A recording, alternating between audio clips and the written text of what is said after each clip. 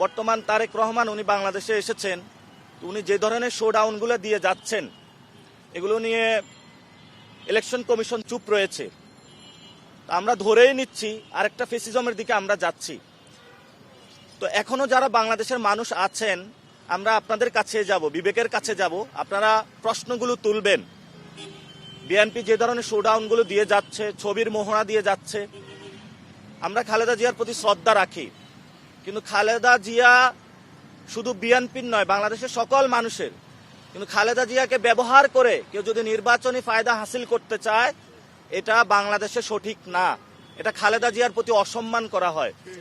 এবং জিয়াউর রহমান যে পথ দেখিয়েছেন সেই পথে আমাদের যাওয়া উচিত।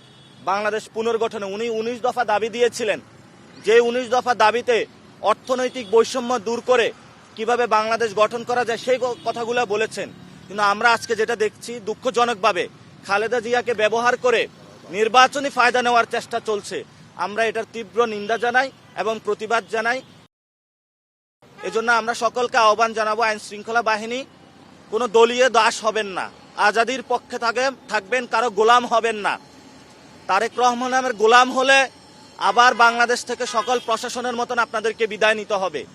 এজন্য আপনারা যদি গোলাম হতে হয়, জনগণের গোলাম হবেন, তাহলে জীবনের মুক্তি খুঁজে পাবেন। এবং শুধু তাই নয়, আপনারা দেখতে পাচ্ছেন যে ইলেকশন কমিশনার, একজন কমিশনার, উনি বলেছে যে কোনো নির্বাচনী শৃঙ্খলার বিধি ভঙ্গ হচ্ছে না।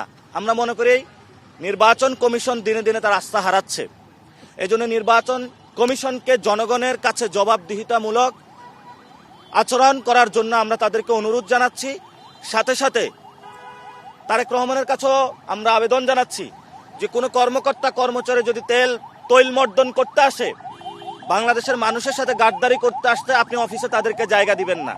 এনএসআইয়ের মতন একটি আমাদের সমৃদ্ধশালী প্রতিষ্ঠানকে যদি দলীয় কাজে ব্যবহার করা হয়, আমরা এটা তীব্র নিন্দা এবং প্রতিবাদ জানাচ্ছি।